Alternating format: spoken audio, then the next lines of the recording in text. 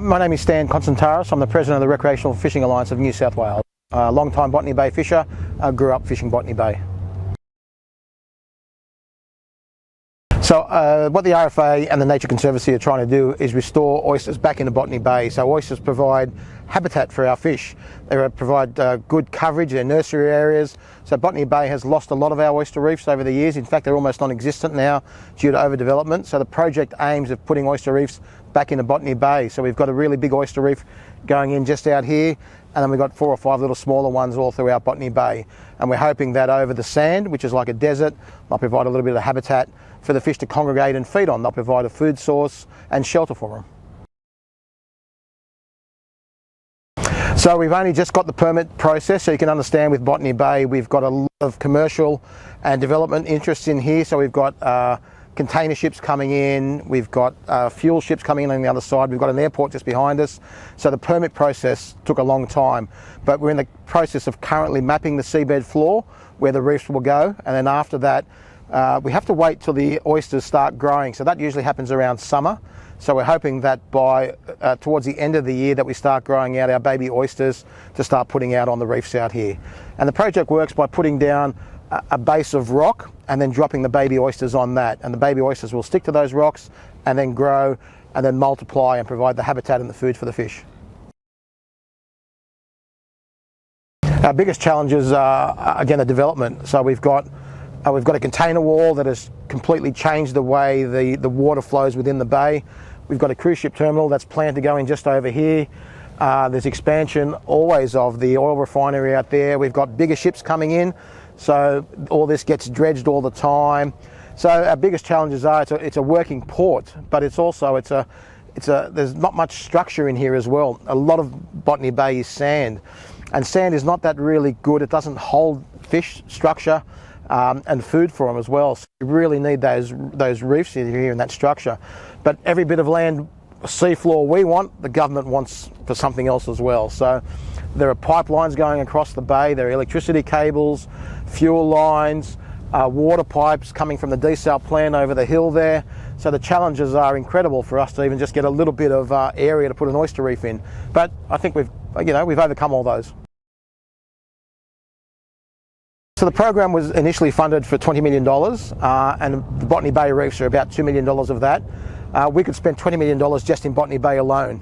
So it's a very good start, and once we get these ones in, we will go back to the government and say, okay, we need another 2 million, we need another 2 million, and over the years we will start developing more and more habitat in Botany Bay. So about $2 million was a good start, but honestly I think a bay like this can do $20 million quite easily to restore habitat. It's been here for a long time. I mean, it's been here since Captain Cook arrived. It's been here for hundreds of thousands of years with the indigenous people here, and in the space of 50 years, my lifetime of fishing the bay, we've destroyed it. So it's if it takes us another 50 years to get it back to what it was, we'll never get it back to what it was. But to improve it, that's fine. There's nothing's going to happen in 5 years or 10 years. This is a really long-term plans that we need to say no more development and let's start restoring the habitat out here. We always say at the Recreational Fishing Alliance, no habitat, no fish. So no fish is going to live in the desert. There's no nursery areas for them anymore. We're losing our mangroves. So things like oyster reefs are really good. We had no choice. If we didn't do something, Botany Bay would be a desert. It is one of our most popular spots for fishing and boating in Sydney. It's accessible for everyone from Western Sydney comes to fish Botany Bay.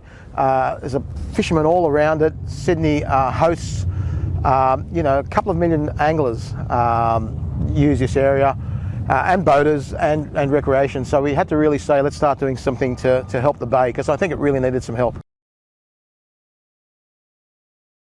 So the nursery areas, and it'll provide habitat for the fish. So we really think it'll start bringing our fish stocks back. And again, having these areas that will hold fish and let them grow gives us more opportunities as recreational anglers. And there will be some effect where those fish will move out in and out of the bay as well and help populate some other areas up and down the coast. So it is really good to build it in these areas because the flow-on effects, I mean, there's no fences underwater. A fish that grows up here could end up 100 kilometres down the coast.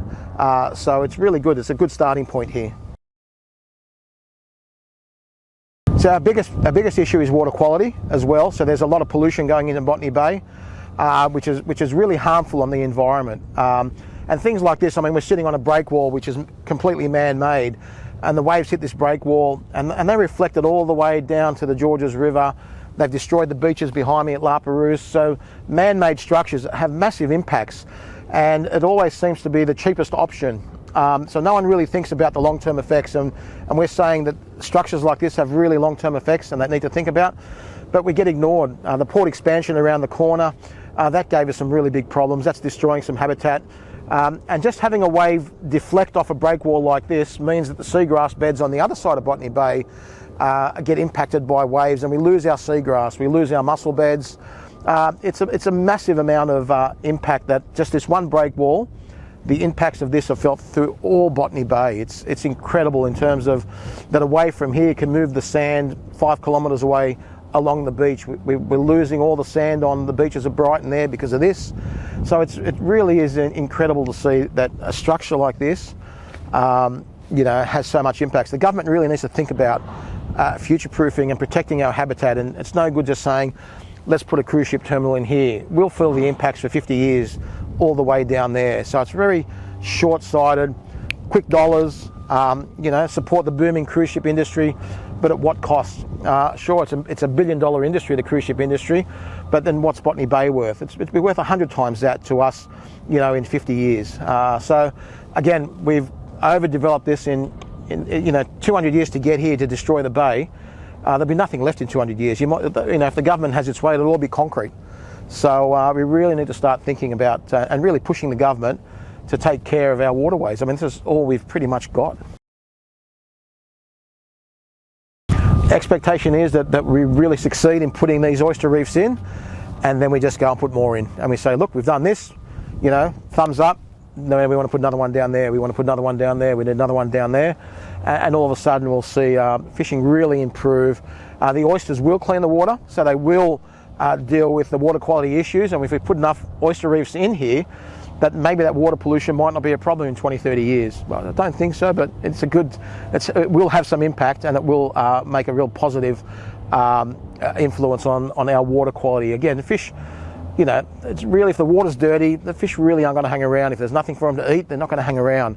So everything is just interconnected. So water quality, habitat, and oysters play a really big part on that, on bringing the fish in.